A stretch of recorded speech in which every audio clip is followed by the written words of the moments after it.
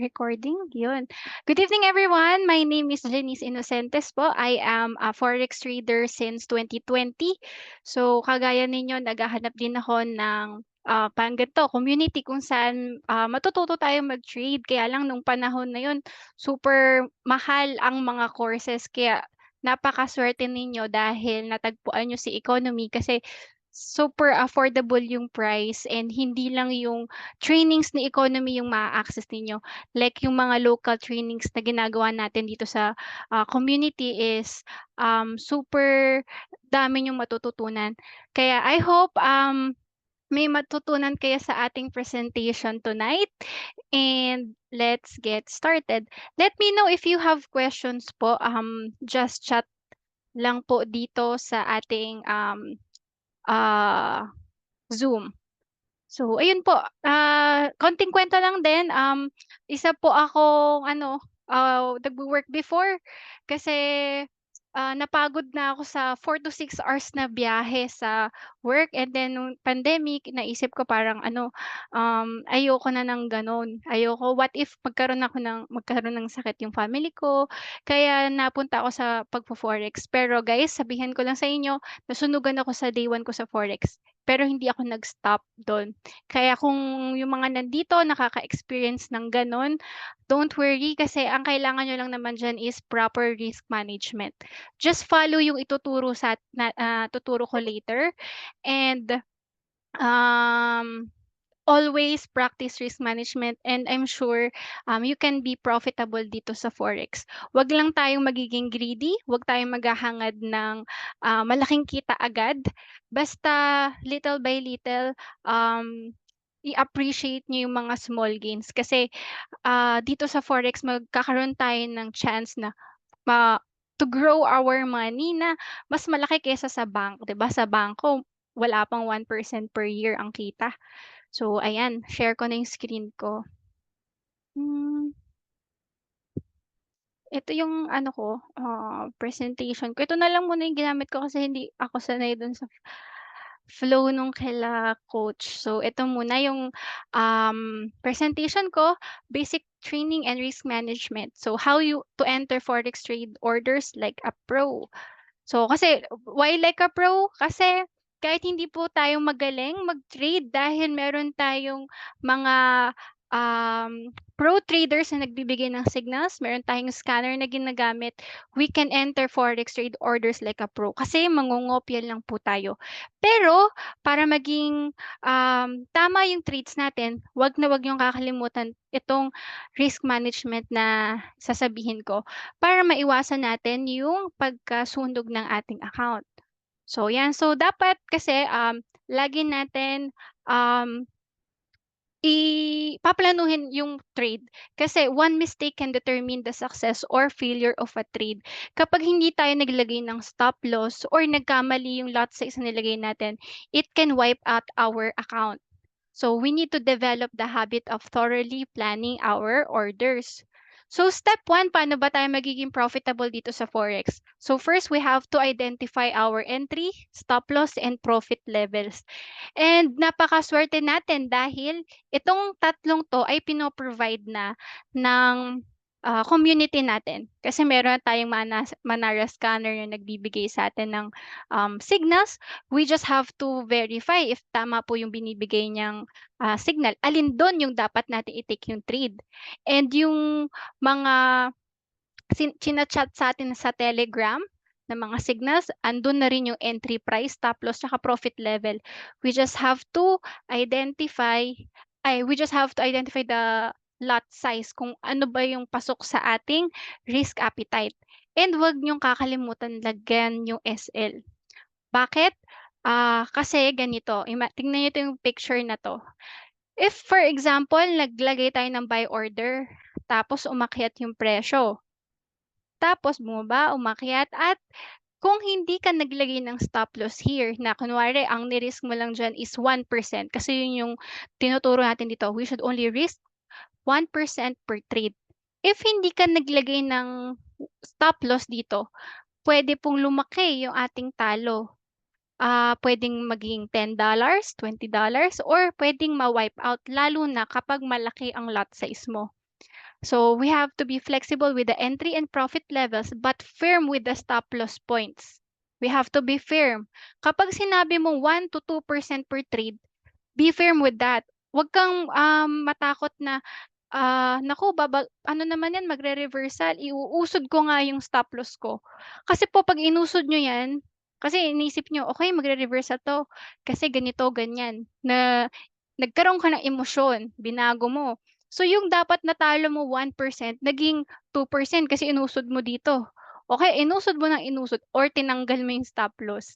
So, 'wag gano'n, okey? We have to be firm with our stop loss points unless kapag nagiging profitable na, just like this, ang puwede nating gawin kung may stop loss tayo here, we can move it dito sa taas, break even. Para just in case, kunwari umakyat na dito yung presyo, 'di ba? Tapos yung stop loss natin inakyat natin dito sa point na 'to, if magkaroon ng pullback, mahi-hit yung inusod nating stop loss. Ang tawag dun, tawag nito, trailing stop loss. So, kung mag-close man yung trade here, may profit na tayo, 'di ba? At least na-secure na natin yung konting profit, yun. Tapos, um, use chart stops, time stops, or volatility stops to set invalidation points. Ano ibig sabihin ng invalidation point? Yun yung point kung saan masasabi mong, okay, kapag ang presyo ay bumaba na here, out na ako. Hanap na ako ng iba pang setup. Hindi ko na move pa 'yan. Kasi, bago ka papasok sa trade dapat alam mo na 'yon kung ano yung point kung saan masasabi mong, "Okey kapag napunta 'yan dito hindi na valid, hindi na 'yan, babalik doon sa ideal kong setup. Talo na ako diyan and it's okay." Dapat gano'n yung mindset natin before we place the, trade. So next is verify reward to risk ratio to ensure the trade is worth taking.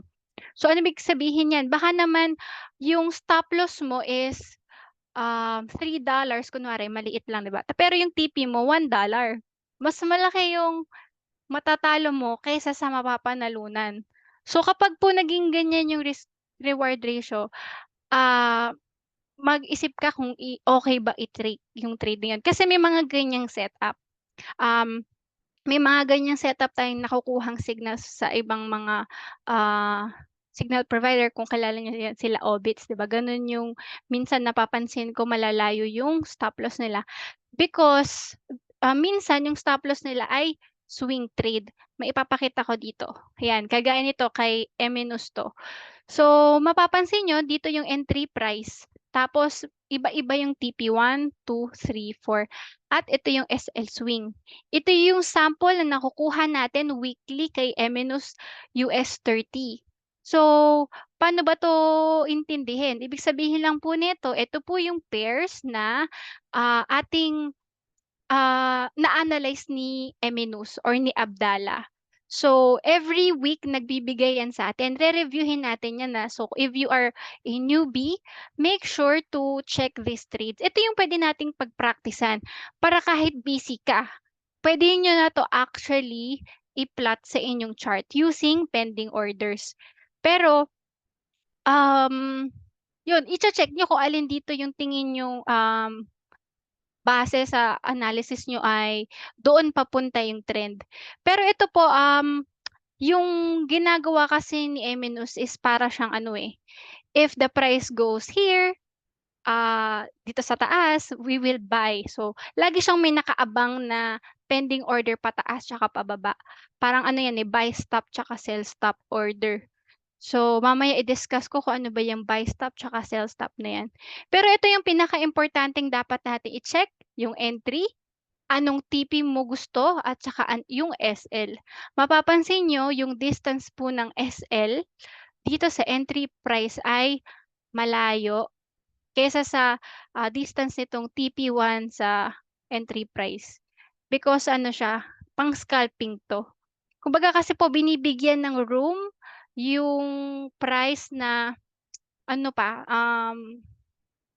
ano, kumbaga magba-buy ka 'di ba, binibigyan pa ng trade, idea natin na bumaba muna yung price bago umakyat. Kasi 'di ba gano'n naman sa forex, bababa muna bago tataas. So minsan kapag gano'n yung nangyari, yung mga tao hindi na lang naglalagay ng SL kasi bumabalik din naman.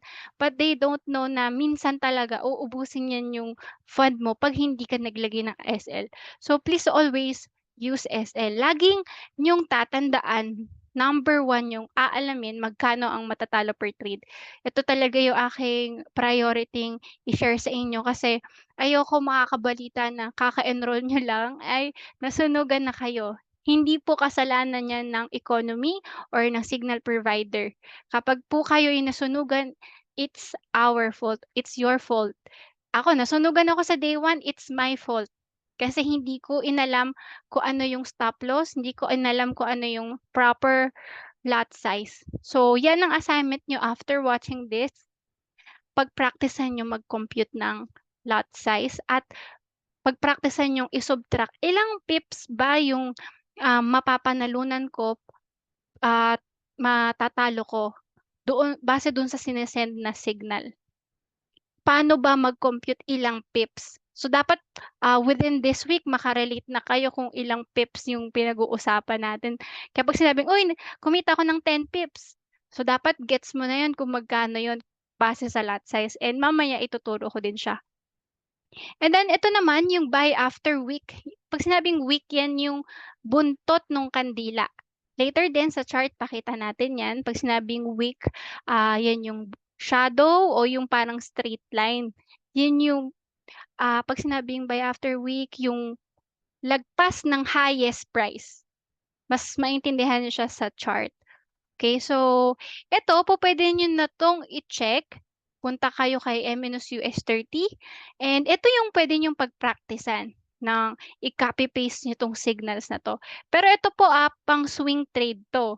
Kaya malalaki yung ano niyan, yung SL kaya, check niyo po yung lot size. Hindi po lagi kasing, aakma yung 0.01 kapag po ang inyong fund is maliit lang. Okay, kung ang rule natin is to stick sa risk management. Pero iba-iba naman po tayo ng risk appetite.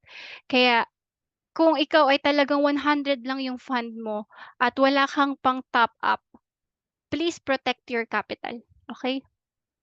So step 2, we have to use proper position sizing. Ito yung sinasabi ko na dapat alam nyo kung ano ba yung tamang lot size or position size. Proper position sizing is crucial to avoid account blowout or underutilization. So, pwedeng baka naman malaki yung capital mo, so okay ka lang na point 0.10. Pero kapag maliit na yung capital mo, baka naman malaki yung 0.01 if yung signal provider is giving us yung pang-swing yung SL niya. Kasi mamaya ipakita ko din na may mga setup na hindi po applicable ang 0.01 sa mga swing trades.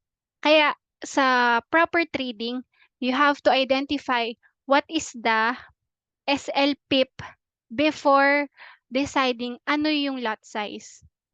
SL muna, magkano muna yung matatalo, ilang pips muna yon bago tayo magde-decide ng lot size. So, hindi siya dapat fix. Ganon. Pero, ito is kapag maliit yung fund mo kasi doon tayo sa pangangalagaan natin yung iyong capital para hindi agad siya mauubos. Tapos, ayan, for new traders, risk no more than 1% of your account per trade. Utilize a position size calculator to align your risk with your entry and exit levels. Tapos, round off sizes if necessary, staying within your maximum risk limits. So, for example, si Eminus, ito po pwede siya kahit 100 yung fund mo, pwede naman na 0.01 kasi maliit lang yung SL niyan. Pero I think kapag yung kila Plutos, napansin ko kasi yung mga pips doon malalaki kaya hindi ko nire-recommend mag 0.01 doon sa classic or standard account. Ay kaya lang kapag kay US30 yata ang minimum yata dun 0.01 talaga, eh. Kahit naka-cent account ka, lot size 1.00 yung mate-trade mo dun. By the way guys, si standard or classic account, 'pag sinabi nating pa-order nga ako ng 0.01 parang gano'n. 'Pag sinabi mong 0.01 parang mong sinabing pabili nga ng 1,000 units of currency. So, kahit na 100 yung fund natin para tayong nakabili, meron tayong virtual na $1,000 sa ating, ah, account. Kaya po mabilis ang kitaan dito sa forex because of this, um, advantage. Dahil po sa leverage kaya natin bumili ng ganyan. So, ayun, kapag po naka 0.01 tayo sa standard or classic account, ibig sabihin meron tayong 1,000 units at kada galaw per pip tayo ay nagre-risk at puwede ring kumita ng $0.10 or 10 cents per pip. 'Pag naman 0.10 ang ating lot size, para nating sinabing, pabili ng 10,000 units of this currency. So, kapag po 'yan yung lot size natin, kada galaw per pip o yung ikaapat na decimal point doon sa ating currency pair na tina-trade, bawat galaw niyan, $1 yung puwede nating kitain. Imagine, papaano kung 10 pips lang yun, instant $10 ka na. Gano'n kabilis yung kitaan. Pero imagine, what if mali yung trade mo? $10 din yun agad. So, bago tayo tumingin dun sa kikitain, lagi niyong titignan muna magkano yung matatalo. Hindi ko kayo tinatakot, pero ganyan kasi talaga. Walang nag-guide ng ganito noon sa amin, nung mga panahong nagyu-YouTube lang po kami kasi, sariling sikap lang kasi napakamahal ng courses. Hundred thousands po yung course kaya I hope ma-appreciate niyo yung mga tinuturo dito sa, economy kasi at least na ano kayo, mawa-warningan or maga-guide kung ano yung mga proper risk management talaga. And ito yung pinakamasarap sana i-trade, pero pang matatapang na tao 'to, lot size 1. So, para kang may 100,000 unit. Imagine mo kahit $1,000 lang yung fund mo, makaka-order ka ng 100,000 units of currency. So, yan yung pinagkaiba niya kay stocks. 'Di ba kay stock market, kasi before ako mag-forex mga 2015 yata nasa stocks ako, dun ako nagte-trade. Kung meron ka lang ₱5,000, dun ako nag-start tapos nag-add ako ng 25, naging 25,000 ta's parang ang konti nung nabibili ko, talagang penny stocks lang kasi, ang mamahal 'di ba nung mga ano, parang 1:1 yung leverage dun. So, para makakaroon ka ng maraming units, yung mumurahing stocks lang mabibili mo para 'pag gumalaw yung presyo, malaking chance na kikita rin ako ng malaki. Pero, ah, gusto ko sanang bumili ng mga blue chips nun kaya lang ang mamahal. Dito kay forex, ang mabibili natin is yung mga sikat na pairs. Na kahit po 1,000 lang yung fund, $100 lang yung fund, puwede tayong bumili ng mas maraming units. Kumbaga sa stocks kasi parang 'yan yung shares. Pero dito, mas malaki yung puwede nating bilhin. And kapag naka-lot size 1 ka, $10 kada pip po yung puwede nating kitain. Kung 5 pips lang 'yan, magkano yun, $50 agad. But again, lagi natin tatandaan paano kapag natalo. Pero kung okey lang sa'yo na-compute mo matatalo ako ng $30 sa trade na 'to, pero 'pag kumita naman ako is $60 or $100, is it worth taking the risk? So, okey lang yun kung ikaw ay merong $1,000 tapos willing kang ipatalo yung $30. So, gano'n. Dapat tanungin niyo muna yung sarili niyo, okey? So, para rin maintindihan ano ba yung, pip na 'yan, yung ika-4th decimal po na 'yan, 'yan yung pip. Yung ika-5th ang tawag dun pipet or points. So, ang distance po ng ask price tsaka bid price is yun yung tinatawag na spread. So, yung currencies are always quoted in pairs. You are simultaneously buying one currency and selling another. Ibig sabihin 'pag po ako naka-buy kay USD, meaning naka-sell ako kay, ay sorry, 'pag naka-buy ako kay euro, meaning naka-sell ako kay USD. Ibig sabihin nun, ine-expect ko na bababa ang value ni USD, kaya tataas si euro. Kaya ang ite-trade ko is buy kapag gano'n yung ating analysis. Kapag sabi sa news, babagsak si euro USD, ang ang dapat natin i-trade diyan ay buy. Kasi expect natin tataas si euro. Kasi humihina si USD. Ganun siya. So si ask price naman, the price at which your broker will sell the base currency in exchange for the quote currency. So, kumbaga po sa peso, pag nag-buy tayo at 55 pesos, pag pinapalit na natin yung pera ulit, kunwari, bumili tayo ng $1 at halagang 55 pesos. Pag pinapalitan natin yan, mababa na yung value, naging 52 na. Meron kasi silang tubo. Yun yung distance po no ask price tsaka bid price. 'Di ba makikita nyo sa money changer, magkaiba po yung buy at sell price. Siyempre, kailangan nilang kumita. Yung difference nun, yun yung spread. Kaya dito sa Forex, wala pong kaltas bawat trade. Kapag classic or standard or cent account yung trade natin because kumikita na sila sa spread. But if you are trading in ECN account, okay, sa Forex po, we have multiple account types. Merong ECN, cent, and standard or classic account. So kapag po ECN, very tight yung spread, minsan zero pa, pero bawat trade mo may commission fees sila. So I don't know sa ibang broker, pero sa broker ko, for every $1 na trade, for every one lot na trade, merong kaltasin na $7. So kahit panalo or talo yung trade mo, pag lot size 1 ka, meron kang kaltas na $7. So if nanalo ka ng $7 dun sa trade na yon na minus pa yung currency, wala ka rin kinita. Ganun siya pag ECN. But it's okay. So kailangan mo lang tansyahin, ika-calculate mo yan. So si Eminus, they're using ECN account kasi nga scalper is mas okay yung ECN. And then yung spread, yun nga, difference between the bid and the ask price. So yung bid, yun naman yung the price at which your broker is willing to buy the base currency in exchange for the quote currency. Next, eto naman, calculate your risk and reward.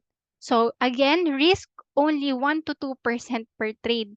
So pansinin nyo itong sa screenshot ko, dito ko nilagay yung open price o yung entry price. Ginawa kong 0.01. So, nag-copy ako. By the way, ito yung sa screenshot dun sa ginagamit ko sa broker namin. Dito namin nilalagay yung take profit and stop loss. Pero mamaya ipakita ko naman yung sa MT5. So, dito nakikita ko po agad kung magkano yung stop loss yung magkano yung value nung stop loss, tsaka kung ilang pips. Ito point, ang tawag dyan, 135. Pero yung pips, i-disregard nyo yung last na digit. So, 13 pips siya. So, kapag po tayo ay nag-trade daw, ito yung entry price, ito yung stop loss, ito yung TP, ang matatalo ko daw ay $1.35. Pasok ba siya dun sa risk only 1 to 2% per trade? If meron akong $100, diba, pasok siya. So, pwede yan. Paano kung 1,000 naman yung fund mo? Pwede mo rin 'tong i-trade, mag 0.10 ka kasi nakita mo na, pasok siya dun sa sinasabing risk only 1 to 2% per trade. So, kapag may mas malaki ka pang fund, ayun, kung willing kang magpatalo ng $135 para kumita ka ng $315, sige mag-lot size 1 ka. Okay, dapat, i-ano mo na yung sarili mo, tawag nito, mindset mo na yung pwede mong kitain at pwede mong matalo. So, i-calculate nyo po yan. Pero, babala, stay alert for slippage. Ano naman yung slippage? Nangyayari po ito sa high impact news. So, swerte nyo kapag po pumabor yung galaw. Pero take note, nangyayari po to sa kahit anong broker. Kaya karamihan, sinasabi nila, don't trade on news, don't trade ng Friday. Kasi diyan nagiging volatile ang presyo kasi Friday usually nagte-take profit yung mga tao. So, ayun. And nagkakaroon ng slippage kapag yun nga, nagkaroon ng gap. Yan, price gaps, price gaps a lot. Your order is filled at the next available price. For example, ina-expect mo tatalo ka lang ng 1%. Pero minsan, um, nung mako-close yung trade mo at 10%. Nangyari to sa'kin dun sa dati kong broker. So sabi ko, alam ko yung trade ko 1 o 2% lang. Pero bakit ang nangyari natalo ka ng $10 because of slippage daw, ganun daw talaga. So wala na akong magawa. So imagine paano kapag ang ni-risk mo is 10%, eh yung that time parang naging times 10 yung naging slippage, yung distance nung pips. So ibig sabihin mawa-wipe out ako. Kaya ingat po sa slippage. Nangyayari to. Kaya hanap kayo ng broker na bihira mangyari yung ganyan. So nung nakatatlong slippage na ako na gano'n na hindi ko siya na-contest, yun nagpalit na ako ng broker. And ayan, ito naman si Manara. So makikita natin po dito, siya na yung nagpo-provide ng entry price, target price, tsaka stop loss. So ang kailangan na lang natin, ang role natin as a trader, we have to identify if valid ba itong signal. Kailangan natin i-identify if the trade is uptrend or downtrend. So kapag uptrend, pwede natin i-take tong mga buy order na yan. And ang we suggest, yung higher time frames like at least M15. Tapos, we have to record, pagpraktisan natin na mag-record ng journal. Parang kagaya nito, so yung sa journal natin nakalagay, okay, yung trade na to is a buy trade sa Euro USD, may Gartley pattern, ay nalimutan ko ilagay dito. And then yung entry price is ito daw, 1.6553. Yung SL, ito. And then TP is, kapag daw etong TP2, ito yung pips na kikitain natin. So, base dun sa napag-aralan natin kanina, kapag po 0.01 ang ating lot size, ang talo natin sa trade na to ay $7.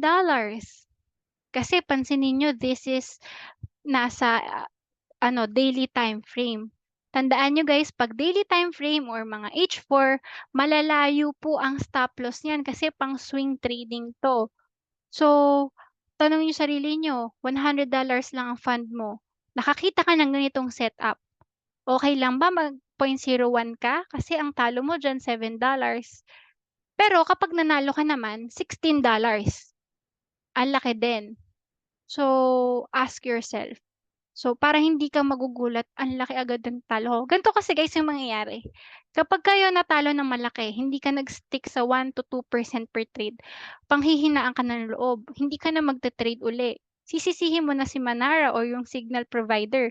Eh what if ko yung sumunod na signal is na TP hit? Tapos yung risk reward is 1:2 o 1:3.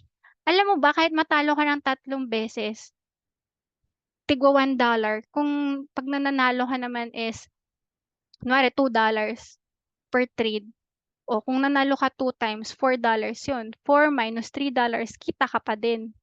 Eh, paano kung yung risk reward mo is 1:3? 3 times 2 wins is $6. Natalo ka man ng 3 beses nung umpisa, $3 lang yun. 6 minus 2 is $3. Kaya, napakaimportante na inaalam natin yung magkano yung nire-risk para po hindi naaapektuhan yung ating emosyon, ang ating trade plan, para nagsi-stick tayo sa ating, strategy. And kailangan din natin i-identify kung yun nga yung sinasabi natin kanina, if worth it po ba siya i-trade. Actually, okay lang din yung 1:2 pero yun nga, mas okay din na 1:3. Kasi kapag 1:3 yung mga tina-take nating trade, dito yun, hindi mo kailangan mas mataas na winning rate. Kasi alam mo ba na kahit 30% lang yung win rate mo, kapag laging 1:3 yung risk reward ratio ng iyong setup, magiging profitable ka pa rin. Mamaya pakita ko sa chart. Pero okay lang din kahit yung mga 1:2. Eto naman yung ating, Manara na chart. So kung naka-login na kayo, para lang ma-gets nila. So dito rin po makikita niyo yung entry price at target 1, target 2. Dito siya para lumabas 'tong green na 'to, nandito 'yan, ito. So dito po yung makikita ninyo yung 87. points yan or pipet. 87 points or 87 pipet or 8.7 pips. So kapag po yan yung ating ang SL, tanong niyo magkano yung ating matatalo 'pag yan yung tinrade natin, gano'n. So, step 3, determine the type of order you need. 'Yun, know the types of orders your broker offers. Meron ba yang buy stop, sell stop, sell limit, buy limit? Usually meron naman mga 'yan. And ito yung mga advance orders, yung GTC, GFD, OCO at saka OTO. Ibig sabihin niyan, good till canceled. Ibig sabihin, kapag naglagay tayo ng pending order, naka-float lang yan, naka-order yan, naka-pending yan, hangga't hindi mo kina-cancel.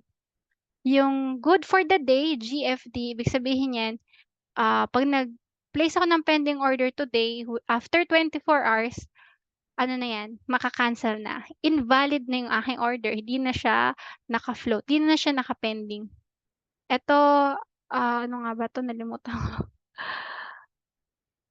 Nalimutan ko, wait. Ito yung magti-trigger siya kapag meron kang dalawang ipupuwesto ta's mati-trigger yung isa maka-cancel yung isa kapag na-trigger yung isa. Nalimutan ko yung acronym niya, order something, basta yun, search niyo na lang. And ito namang OTO, yan yung kapag na-trigger yung order na isa, mati-trigger ulit yung pangalawa. Yung isa naman, yung etong una, maka-cancel yung isa. Basta dalawang pending yan. Yun, anyway, bihira naman 'to gamitin. So ito, practice using these orders extensively before using them live. So ito, pakita ko na rin how to use MT5, ayan. Live ko na lang siya ipapakita at para ma-familiarize kayo, paano ba intindihin yung MT5.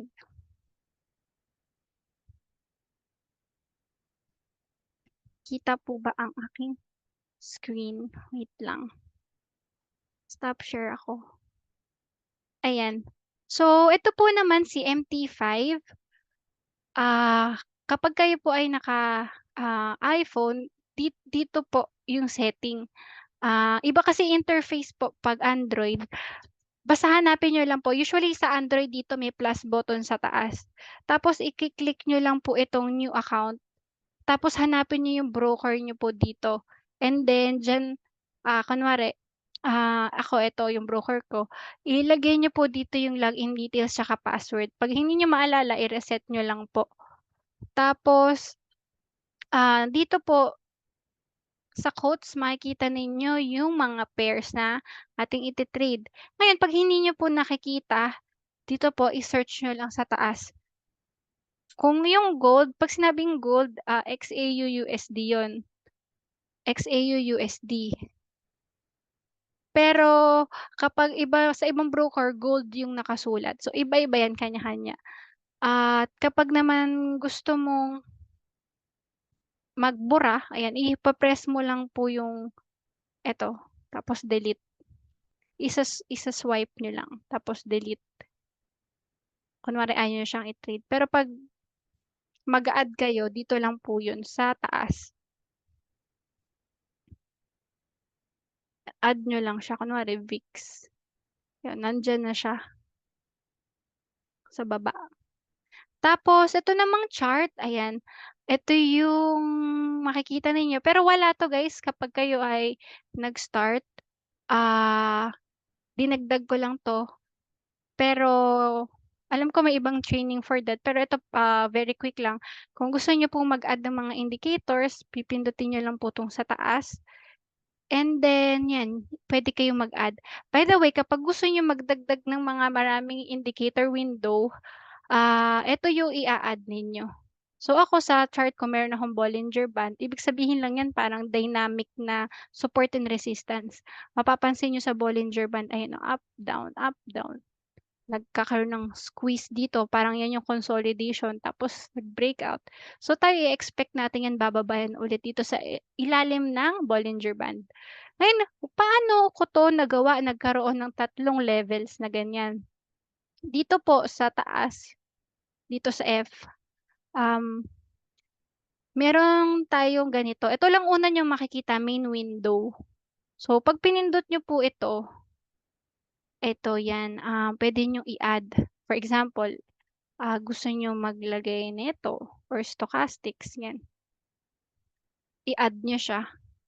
Nagkaroon ako ng ika-5th window, ang dami 'no. So, ah, 'pag gusto niyo pong magdagdag dito ganito lang gagawin niyo. Dito ka sa window na 'to magki-click. So gano'n siya. Kagaya nito, yung window 3 ko meron siyang, ah, meron siyang RSI, MACD at moving average. So, bakit gano'n yung setting ko? Kasi dito po, puwede niyo 'tong kopyahin or hindi. So, ito yung personal ko lang, Ito po merong ganyan 200, ito 90, 10, 0. So, may nakalagay diyan buy, sell. Puwede niyong i-edit. Tapos meron din ako ditong MACD at ito yung, default. Tapos ito yung kulay, ayan. And then yung aking moving average, meron po akong ayan, previous indicators data tsaka dito 2 tapos ito exponential. And then yung aking RSI dito is kakulay nung background kaya white. Kasi ang basic goal ko lang naman dito is kapag magsa-scalp, ang rule ko lang dito kapag nasa tuktok ni pangdagdag confluence sa mga signals. 'Pag nasa tuktok po itong ano, yung, sa may MACD at RSI sa window 3, isa siya sa magandang signal for me na it's time to, sell. Kapag naman nasa level 10, it's time to buy. 'Yun, mapapansin niyo kapag yung tatlong 'yan, yung RSI, CCI, tsaka ito nagtugma, nagkakaroon ng kahit pullback or nagkaka-reversal. So, siyempre kailangan base sa trend pa din yung ating, ite-take na trade. So, hindi porket sinabi niya dito, "Uy, nasa tuktok na dito, mag-sell ka na." So, i-che-check niyo pa rin. So, eto kagaya nito sa H1, 'di ba downtrend siya. Nakita niyo nasa tuktok na 'tong tatlong 'to, anong nangyari next, 'di ba bumaba, ayun. Ito wala pa siya sa ilalim, wala pa siya sa oversold, wala rin siya sa oversold. So, hindi tayo magte-take ng trade diyan, ewan ko kung kita ba. And ayun, ano pa ba ang magandang ipakitang sample. Tapos ito ayan, nandito na siya sa level 10, ito din. So, parang tatlong confluence siya. And then ano yung nangyari next is umakyat din yung presyo. So, ayun yung another sample. Tapos ito naman sa trade, ito yung itsura ng, trade. Kung saan tayo magpe-place ng order, can just click this po. Tapos ito yung sinasabi natin na buy limit, sell limit, ayan. So, yung market execution, yan yung kapag magba-buy or sell now sa current price. Ayan, ito naman yung kapag kunwari mag-aabang tayo ng presyo sa baba, buy limit. 'Pag limit orders, buy limit, nag-aabang tayo ng presyo na mas mura. Nag-aabang tayo kung nandito yung current price sa taas, wait, di ko kasi tanggal 'to, eh, paano ko ba hindi ko alam paano paliitin ang ayun. Kasi sa PC ako, eh, ayun. So, kapag kunwari po pending orders, para hindi po kayo malito dun sa mga buy limit, sell limit, alam niyo ba dito sa MT5 pupuwede natin 'tong gawin. Pindutin niyo lang po ito sa taas, ayan. 'Pag pinindot po natin 'yan sa taas, lalabas po ito. 'Yan, may buy limit. Kunwari gusto natin mag-buy dito kapag kunwari base sa support and resistance level niyo lang na strategy. Ay, hindi ko ayun. Kunwari magba-buy po tayo dito sa support, mag-iintay ka diyan, hindi wait lang, dito tayo sa M15. Magba-buy tayo dito, tapos pindutin natin itong SL. 'Pag pinindot niyo yung SL, nandito siya sa taas, ida-drag niyo lang. Makikita niyo 'to, da-drag niyo lang. Nakikita niyo yung gumagalaw sa kaliwa? Yan yung magkano yung matatalo at mapapanalunan niyo. Eh, hindi SL pala 'to. Ito yung matatalo niyo. So sabi 505 points or 50 pips daw yan. So kapag po yan ang tinrade natin, matatalo daw ako ng 50 USD kapag yan ang aking tinrade. Tapos yung TP ko daw kapag kunwari ang TP ko is banda rito, kikita daw ako ng 160, yan, $100, yun makikita natin sa gilid. Ngayon kapag pinlik po natin itong, saan na ba yung ito? 'Pag kinlik po natin ito, mamo-modify niyo po itong, lot size. So yung pinakitang presyo kanina, sa lot size 1 yun. So siyempre ang laki, hindi naman ako willing mag-risk ng $50 kada trade. So kaya kailangan mas maliit yung lot size. Yun, kasi sa YM ano 'to, eh, ah, 'pag ano ba 'to, di ko alam kung cent account ba 'tong inopen ko. Cent ba 'to? Ay hindi ko alam kung cent 'to. Ito yata yung cent account ko. Oh, yun basta gano'n siya kailangan niyong malaman magkano yung matatalo at mapapanalunan. And eto kapag gusto niyo pong mag-abang ng mas mababa, ba-buy tayo sa mababa, buy limit. Meaning eto po na eto pong presyo gusto natin bumaba muna bago tayo magba-buy, gano'n ibig sabihin nun. Kapag naman po, icha-change natin 'to sa ilalim, nakikita niyo po 'to sa ilalim, dito po, 'yan. 'Pag sinabi nating sell stop, magti-trigger yung trade natin kapag bumagsak po yung presyo dito. So, parang ine-expect natin, okey kapag po bumaba dito yung presyo, nabasag niya yung support level, naniniwala ako na magre-reversal, naniniwala ako na babagsak pa 'yan. O kaya 'pag bumaba pa dito 'yan, magse-sell ako. Yan, gano'n ang ibig sabihin nun. 'Pag sell, gusto mo pong bumagsak yung presyo. At dito sa forex kapag po bumagsak yung presyo, tayo po ay kikita, gano'n. So, puwede kang mag-place ng pending order and then iki-click mo lang 'yan. Tapos kung medyo mali yung pagtantya mo dun, edi edit mo lang, modify mo lang yung trade mo. Dito mo ika-copy paste kung magkano po yung fini-feed sa'tin nung, mga signals. So, for example, sa Telegram sabi po ni Eminus ayan, dito daw yung entry price sa US30. So, ika-copy lang natin po yung price na 'yan o kaya kapag nag-send ng signal po sila, Plutos, ayan sila Plutos. Ay wait, asan yung kay Plutos? 'Pag nag-send ng signal sila Plutos, ayan, 'yan ang ika-copy natin. 'Pag sinabing sell at US30 4200. So, kung 'yan po yung ite-take nating trade, lalagay mo 40,200. Tapos SL daw 403. 403, ayan, 40300. Tapos yung take profit daw natin ay, saan na? 40100. Ayan.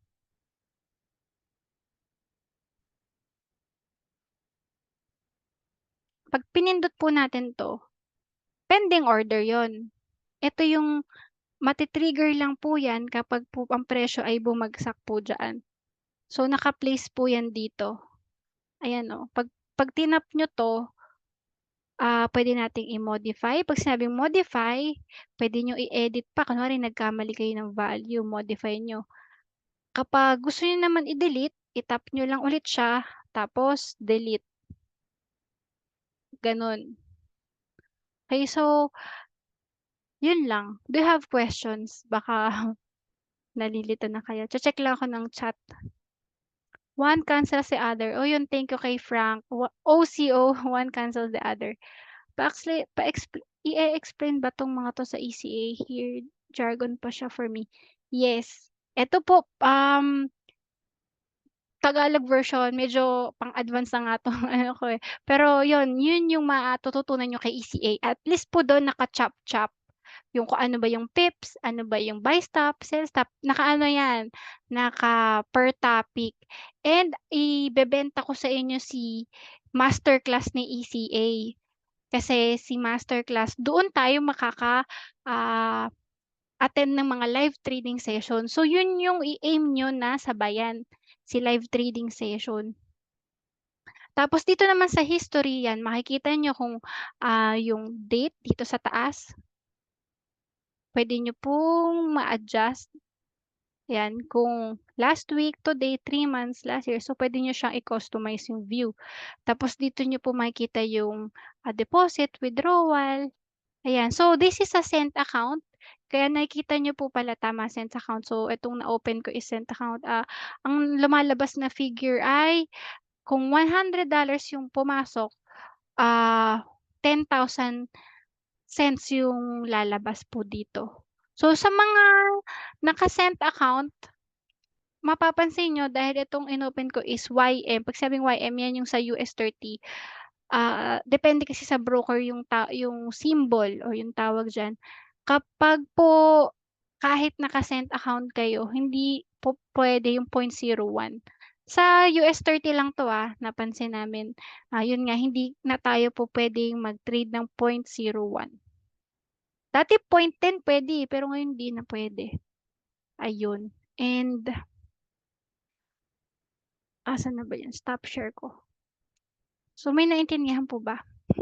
Ba't kaya I cannot search yung US 30? So kapag ang broker niyo po is, Lite, YM yung i-search niyo, yung iba US 30. So depende po sa broker na ginagamit. And next is share ulit natin yung screen. Ayan. I hope may naintindihan niyo yung sa MT5. And then ito naman, 'yun yung buy stop. Ito kailangan niyo guys maintindihan 'pag ano kayo, kay Abdallah. So mamayang 9:30, subukan niyo pong ano, attendan ha, 9:30 gabi-gabi. 5 to 10 minutes lang 'to per day. Kaya kahit busy ka sa work mo, nag-aalaga ka, takas ka muna mga 10 minutes lang naman. Eto abangan niyo lang. Kapag nakita niyo po ito sa Zoom, pumasok kayo sa Zoom at ganito yung nakita niyong chart, meron siyang green at red. Ang ibig sabihin po niyan, ito daw yung take profit niya dito sa dulo, yung SL niya dito. So dito kayo titingin sa screen, ayan. Kapag ang presyo is nandito pa, meaning, hihintayin natin umakyat dito or bumaba po dito. By the way, itong screenshot ko kasi nasa H4 chart, pero usually po si Abdallah nasa M5, okey? Kaya ilagay niyo yung screen niyo nasa M5 dapat para puwede niyong gamitin yung tinuro ko po kanina na na ida-drag niyo lang yung order. So kapag nakita niyo na, kopyahin niyo, i-drag niyo na lang and then ilagay niyo sa around 84.59. So kahit mali, hindi eksakto yung nailagay niyo, i-modify niyo na lang after.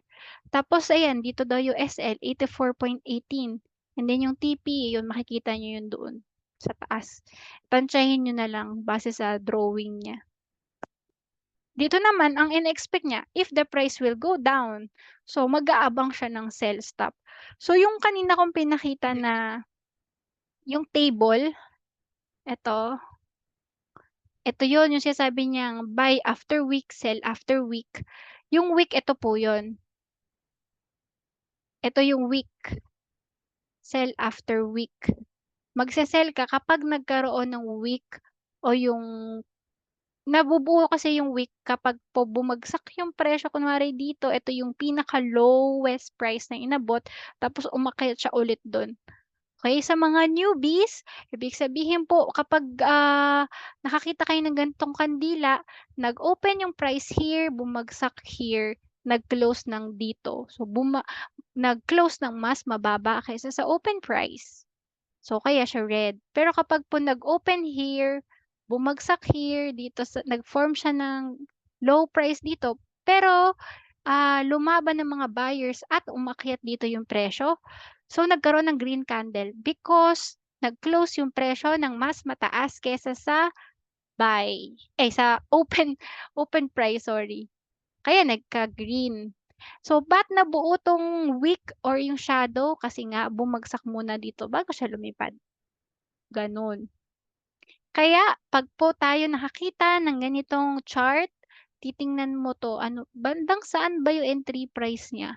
Saan ba yung SL niya? Saan ba yung TP niya? Dito. Saan ba yung sell stop niya? Saan siya daw magse-sell? Bandang ano, 80.13. Saan yung stop loss niya? 80.48.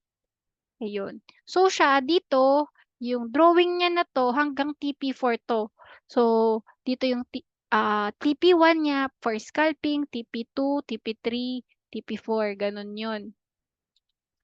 And eto naman 'yan, makikita niyo na, mako-compute po yung ating, um, magkano yung matatalo at mapapanulunan. So kapag Bitcoin po yung tine-trade natin, 'yan sila Plutos, Bitcoin, silver, gold yung tine-trade niyan, medyo malayuan po yung SL nun. Kaya kung, nag-send siya ng signal tapos na-compute niyo malaki yung pips, so kagaya nito, 229 pips 'yun o 2,295 points. Ibig sabihin 'pag nag-trade ako ng lot size 1, matatalo ako ng $22 sa trade na 'to kapag standard or classic account. But if cent account naman ang tinrade mo sa 0.01, that is 22 cents lang.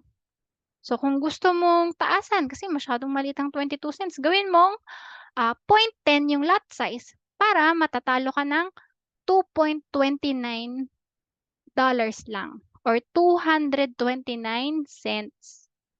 Okay? Kaya you have to calculate how much yung stop loss. Ilang pips ba yan? So, make sure din na you have a swap-free account kasi ano ba yung swap-free? Yun po yung china-charge ng broker sa atin na kapag po may overnight tayong trade, makakaltas po. Ayun, makakaltas, may charge siya. So, may mga brokers na nag-o-offer ng swap free. Usually, karamihan meron naman eh. You just have to activate. O, yung iba, walang ganun. So, check nyo na lang. Pero, pag bago kayo, baka malimutan yung i-activate to Make sure ma-activate. Yan yung Islamic account type. So step 4, monitor your trade. Stay engaged with your trade after placing orders.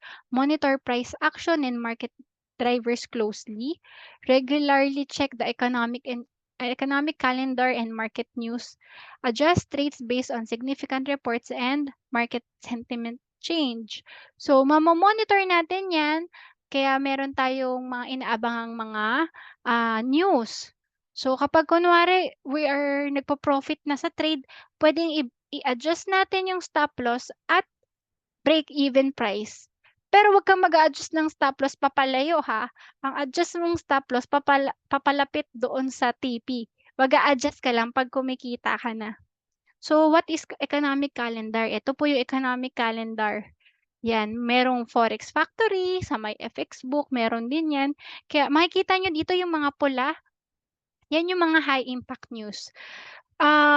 Favorite 'to ng mga news traders, kasi alam na nila yung mga expert traders, alam na nila 'yan, yung galawan diyan mabilis talaga. 'Pag kayo ay tama yung trade niyo, malaki talaga yung kita diyan kasi lumilipad nga naman talaga or kapag naka-sell ka tapos bumagsak yung presyo talaga, talagang, todo bagsak 'yan. Pero tandaan volatile po yung market, puwede kang ma-slippage.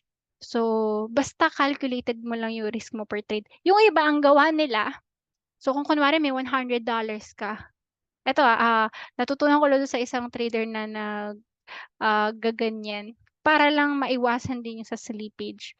Puwede niyo ring subukan, sa demo lang. Pero, ito is they're taking a percentage ng kanilang main capital. For example, may $1,000.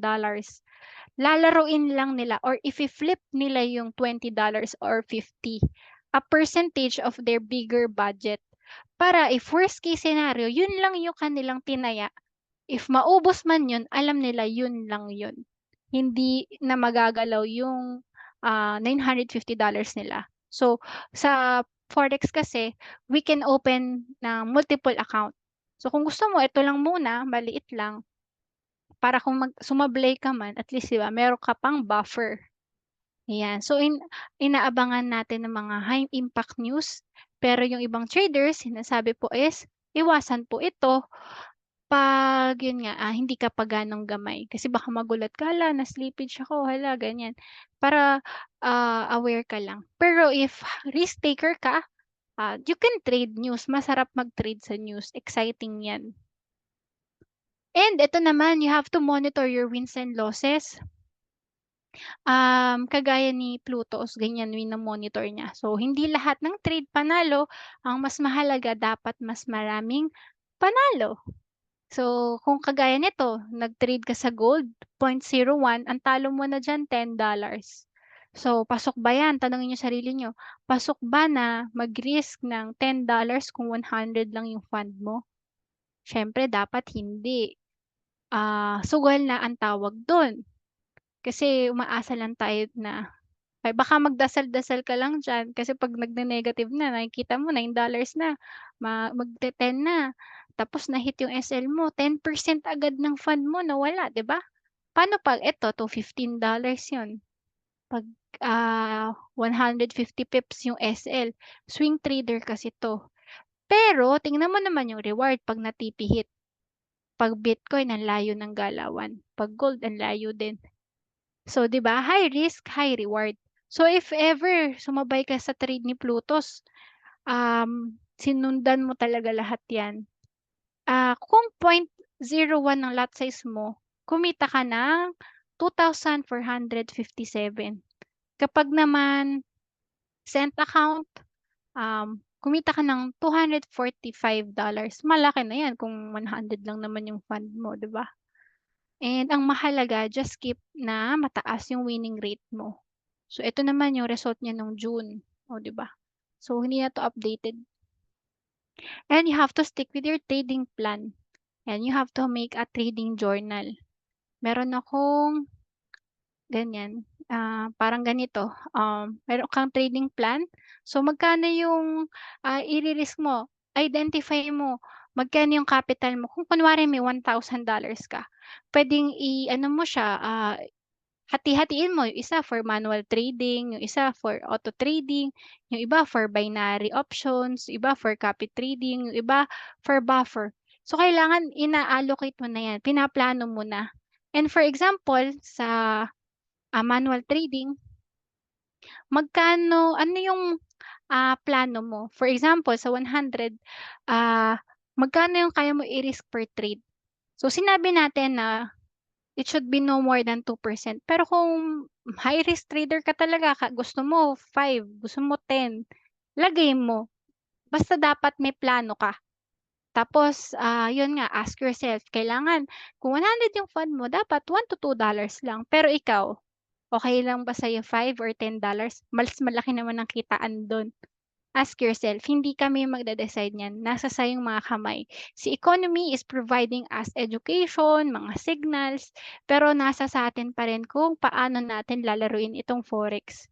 And then set niyo po kung ano yung SL niyo or target pips. So, kailangan marunong kayong mag-compute how many pips yung distance between the entry price tsaka SL or TP. And mag-identify kayo kung magkano yung target profit niyo per day. $3, $10, 3%, 10%. So, identify niyo kung magkano yung target profit mo per day. 'Pag nakakota ka na, okey na yun. 'Wag ka na magiging greedy. Kapag tayo naging greedy, magiging overconfident tayo, minsan ang gagawin ng isip niyo, tataasan niyo yung lot size. Hindi na kayo susunod sa una niyong, sinet na target. Oo, tanungin niyo sino ba dito yung naka-experience ng ganyan, type 1 nga. Yung parang, uy, feeling nila ang galing na nila, taasan ko nga yung lot size ta's biglang na-ano, na-hit yung SL. Kasi I'm sure guilty lahat ng mga new traders diyan. Dumadaan tayo diyan kasi ano yan, eh, human nature, nagiging greedy tayo. So, we have to train ourselves na, kontrolin ang greed, yung emotion para maging profitable tayo. Kaya pinapa-record 'yan para lagay mo yung ano mo, naging journey mo. And then I-identify mo how many number of trades per day ka lang. Si Eminus nga 1 to 2 trades lang 'yan, eh, within the day tapos na, okey na 'yun. 10 minutes lang siya sa isang araw. So mamaya, kailangan ko 'tong tapusin kaya para makapasok kayo kay Eminus 9:30 kasi siya. Dapat 9:20 or 9:26 siya naglalagay kasi ng ano, eh, ng Zoom link or pumasok na kayo kay ECA later. Pakita ko sa inyo para nakaabang na kayo kasi super daming, pumapasok dun. Minsan pagpasok ko dun tapos na yung trade. Kaya kailangan ano ha, nandun na kayo, huwag kayo a-absent. 5 to 15 minutes lang naman yan a day. Ilaan niyo na, nag-enroll na din kayo kaya subukan niyo ng pasukan, 'wag na kayong a-absent. So eto naman yung lot size yan dapat based on SL pips yung pinakita ko kanina. Alamin niyo muna magkano yung SL tsaka TP, tsaka niyo i-decide ano yung lot size. And then identify ilan ang max loss mo per day. 3 losses ba, 5? So kapag kunwari 3 or 5 sunod-sunod na talo ka na, okey, out na ako. Bukas naman pahinga naman ako. Magkano yung amount na kaya mong ipatalo per day? Kung 100 yung fund mo, kaya mo ba ng 3, 5, 10? You decide. So, 'yan kapag yung sample ng trading journal, puwede niyong ilagay kung ano yung entry price, exit. Ito yung sample ng trade ni Plutos. Dito puwede niyo ilagay kung ano yung strategy, kung saan niyo kinopya, anong strategy niyo. Tapos mapapansin niyo kung classic account yung tinrade niyo, 'yan ilalagay niyo 0.01 lot size, pip value niyon, 0.10, 'di ba? Kung 0.01 ka tinrade mo 'tong mga setup ni Plutos na 'yan, ito yung talo mo per trade, pero ito yung panalo mo 'pag natamaan mo. So, if maliit ang fund mo, hindi advisable na i-trade mo 'yan unless okey sa'yo yung mga ganitong klaseng loss, okey? So, high risk, high reward. At sa classic at ECN or standard account, ito yung value per pip. 'Pag 0.01 ang lot size, 0.10 per pip or umorder tayo ng 1,000 units. At ang 0.01 ay katumbas po ng 1.00 sa cent account. O parehas sila ng unit. So, ganito naman ang value. Kapag naman cent account yung tinrade mo, ganyan siya. 'Pag 0.10 cent lot, talo ka ng 130 cents or $1.30. So, eto share ko lang din, imagine niyo po ito, for example nag-start ka ngayon, minalas ka, 3 trade mo, sunod-sunod na talo, ta's yung trade plan mo hanggang 3 na sunod-sunod na talo ka lang and then pahinga ka na. Nag-stick ka sa risk reward ratio mo na 1:3.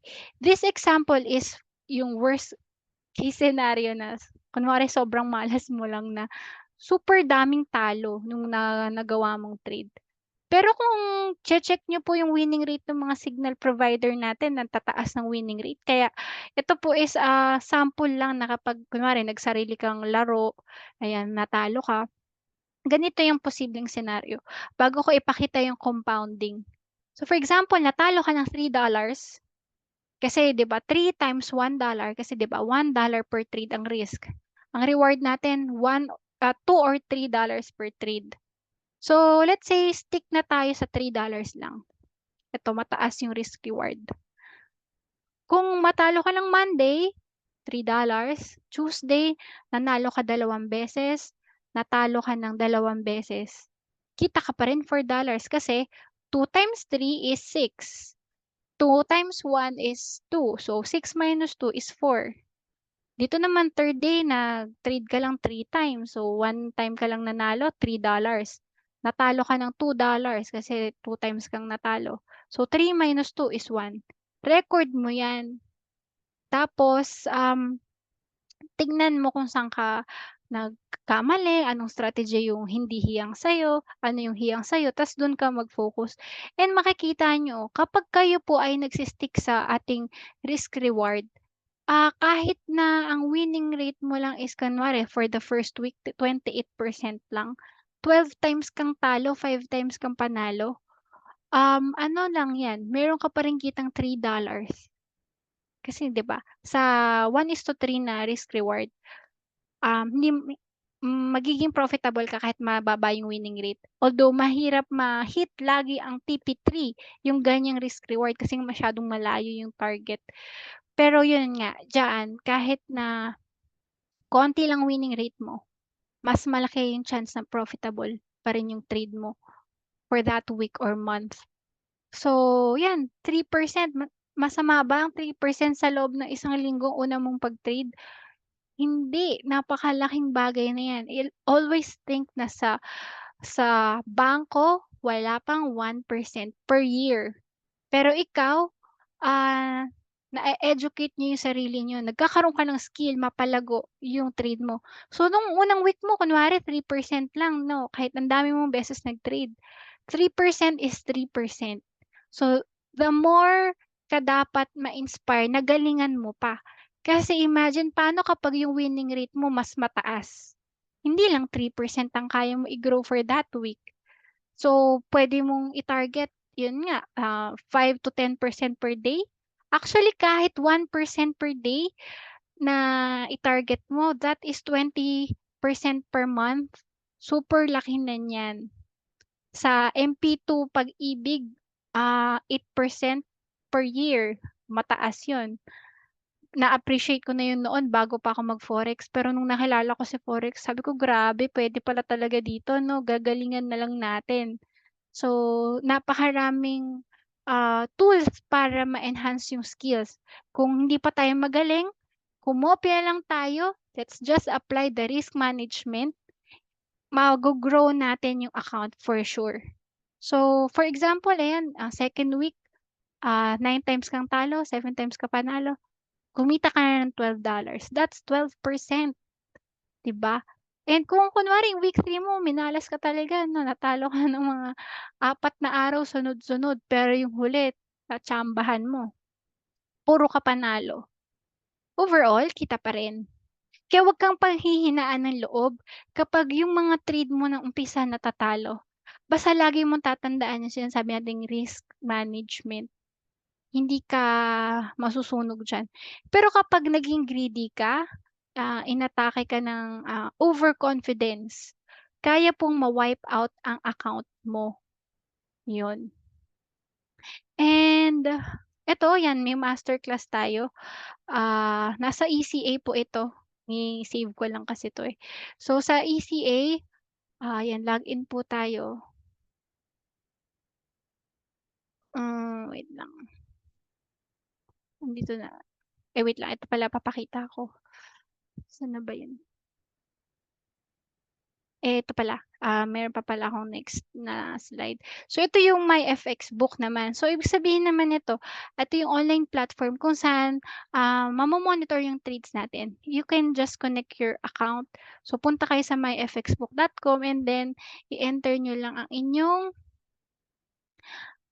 details. So dito sa portfolio ay hindi pala ako naka-sign in. Basta sa portfolio add account lang kayo dun. Tas ayan, ito yung sample. So sa akin, yung portfolio namin makikita niyo, nung una nagkaroon kami ng 28% drawdown tapos dito 24 and then we adjusted our strategy para, ang ano ko talaga is goal ko mababa dapat ang risk. Kailangan yung sa automated kasi is kailangan ano, medyo mas mataas yung risk appetite namin dito. Kung sinasabi ko lagi sa manual trading 1 to 2% per trade, but because this is a automated strategy, hindi kasi, swak yung gano'ng 1 to 2% per trade because of the slippage nga. Gano'n yung dating gawa namin but, ito yung so far 2 years na nagra-run and buhay naman at hindi kami umabot ng more than 30%. And yun nga, ayan, napanatili naming mababa yung drawdown. So, sana ma-appreciate niyo yung mababang growth lang kahit ganyan 'no, 4%, 3 per month, 3, 1%, maging masaya na kayo doon. Ang mahalaga po niyan is nagkaroon kayo ng skill ng mas mataas yung kikitain niyo kaysa sa bangko. So, you have to continue educating yourself, mag-read kayo ng books, take online courses kagaya kay Economy. Sinasabi ko sa inyo hindi sasapat ang 1 month para aralin lahat ito. Kaya gawa kayo ng way na ano, at least 3 months, 6 months mas maka-subscribe. Kaya ako super thankful ako kay Economy because they have the referral program. Para at least 'di ba hindi na sa sariling pocket natin. Kailangan lang natin maghanap ng mga classmates na sasabay sa pag-aaral. Kasi economy is offering is yung education talaga, eh. At hindi lang sa economy, yung mismong community natin. Yung ganito kasi napakamahal nito 'pag inano niyo sa labas, binili niyo sa yung ibang courses. I have a student po na ang yung module niya, nakuha niya ng 10,000 tapos para lang magkaroon ng coaching session, 200,000 yung binayaran niya. Active student siya ngayon sa economics. Super na-appreciate niya yung meron dito kasi everyday meron tayong live trading sessions dito o a-attend-nan niyo lang 'to. So, si Ralph kailangan attend-nan niyo yan, siya yung nagtuturo sa ano, sa tawag nito, Manara, ayan. At yan, achieving trading success isn't about maintaining a perfect win rate. Walang perfect win rate. Kahit sinong educator, wala pong perfect na trade. It's about executing your plan accurately and consistently while avoiding mistake. Baka magkamali kayo lot size, biglang 0.10, biglang lot size 1. Ingat kayo doon kasi minsan nangyayari yun. Naalala ko noon yung dapat 0.01 ko, nagawa ko lot size 1. Gulat ako nung bago ako eh. Kasi yung demo tsaka real account pinagsasabay ko. Yung pala, kung ano yung tinrade ko sa demo, 'pag nagpunta ako sa real, gano'n din pala yung nagiging lot size. Hindi ko na palitan, nagulat ako. So 'yan, iingatan niyo yung mga gano'n. Strive to balance flexibility with adherence to your original plan. Make it a habit to double check your orders to minimize errors. The forex market is unpredictable enough, so don't add unnecessary challenges with execution mistakes. Huwag kayong magkakamaling yung lot size. I hope may natutunan sila. Kailangan ko lang i-exit 'to kasi, malapit na si Abdallah. Kailangan pumasok kayo doon sa, ECA. Dito po sa Telegram, asan ba yung Telegram ko? Sa Telegram, dito po, magse-send si Eminus. Usually eto po yung, kaniyang link. Bago mag-ano 'yan, ito ba yun? 'Yan, bago mag 9:30, usually 9:26 yan nagse-send. And makikita niyo dito 'di ba, yung trades niyan 3 or 2 trades a day lang yan pero ang laki ng kita niya. Pero kasi malaki yung lot size niya guys. So kung cent account 'to, lot size 5 meaning, kumita ka ng 3.90 or $3.90. Kung yan yung lot size mo, kinopya mo yung lot size niya, 9.70 or $9.7. So ganun siya basehan. Grabe. May nagtanong saan po makikita yung Pluto signals? Makikita niyo po siya makikita niyo yun kapag nag-subscribe ka ng Plutos. So ako nag-subscribe ako kay Plutos kasi, ayun gusto ko lang din ma-explore kung kamusta ba yung mga signals kasi hindi naman ako gold trader, hindi ako Bitcoin trader. So kahit meron akong experience sa trading, I still, appreciate si economy because may mga tools na wala po. Na hindi ko alam, may mga tine-trade siyang hindi ko naman alam kaya useful po talaga ni economy. And share ko na lang din 'to, meron pa akong 5 minutes. Yung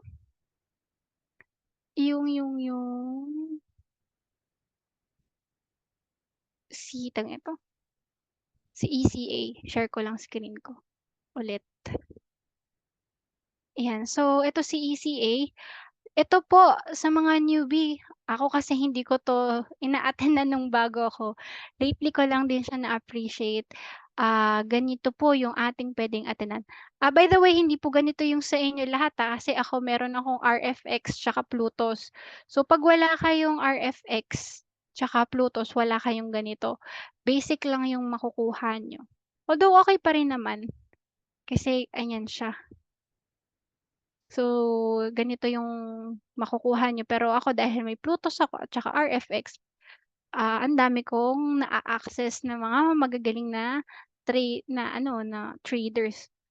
So, si Plutos 'yan nagkaroon ako ng ganito yung market maker methods. So, si Chris tsaka si Haresh for ano 'yan, live trading ng binary options. So, si Abdallah 'yan every 9:30.